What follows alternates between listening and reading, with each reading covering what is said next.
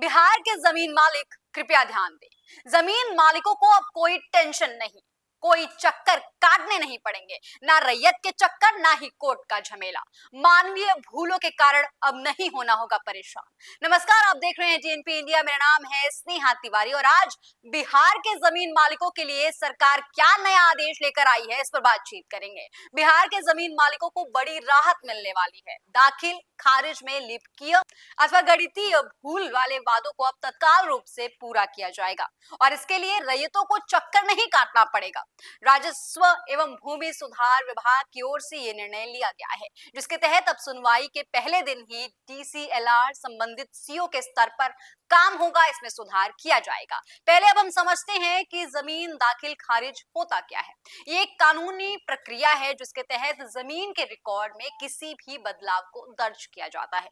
यदि जमीन का मालिक बदलता है, जमीन बेची जाती है या कोई अन्य कानूनी प्रक्रिया होती है तो उस बदलाव को सरकारी रिकॉर्ड में अपडेट किया जाता है।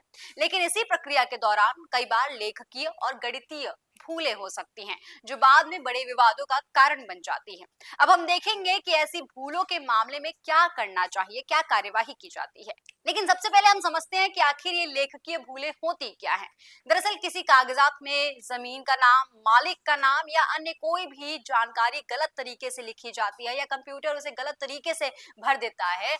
जैसे कि उदाहरण के लिए किसी का नाम सही ना लिखा होना या किसी का ग्राम नाम सही ना होना, यानी कि गांव का नाम सही ना होना। दूसरी जो भूलें होती हैं वो गणितीय भूलें होती हैं। इन भूलों में जमीनों का सही माप या क्षेत्रफल या खसरा नंबर में गलती हो सकती है। अगर जमीन का सही आकार या माप रजिस्टर में गलत दर्ज होता है तो वो भविष्य में कानूनी समस्या का कारण बन जाता है।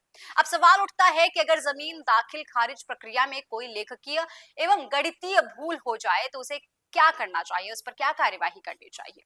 अगर कोई लेखकीय एवं गणितीय भूल पाई जाती है तो इससे संबंधित अधिकारी को तुरंत सूचना देनी चाहिए। इसके बाद एक जांच प्रक्रिया शुरू होती है। इसमें सभी दस्तावेजों को और रिकॉर्ड्स को पुनः जांच की जाती है। जांच के बाद यदि गलती पुष्टि होती है तो अधिकारी उस भूल को सुधारने के लिए नया सुधार आदेश जारी करता है। यह आदेश जमीन के रिकॉर्ड को सही तरीके से अपडेट करने के लिए होता है। यदि गलती इतनी बड़ी है कि वह कानूनी विवाद का कारण बन सकती है तो इसके लिए कोर्ट में आवेदन भी किया जा सकता है ताकि जमीन के मालिकाने को कानूनी रूप से सही किया जा सके। अब सुधार आदेश जारी किया जाता है तो सभी संबंधित दस्तावेजों को पुनः पुष्टि की जाती है। इस दौरान जमीन का मालिक, बिक्री पत्र, टैक्स रसीदें और खसरा नंबर को सही जानकारी फिर से भरी जाती है। इसके अलावा अगर किसी की जमीन में ऐसी कोई भूल हुई हो जो उसके अधिकारी को प्रभावित कर रही हो तो वो व्यक्ति संबंधित सरकारी अधिकारी से संपर्क भी कर सकता है और अपनी शिकायत दर्ज करा सकता है। लेकिन अब ध्यान रखने वाली बात यह है कि अगर आप जमीन के रिकॉर्ड में किसी भी तरह की गलती पाते हैं तो उसे तुरंत अधिकारियों से संपर्क करके सुधार के लिए आवेदन कर दें।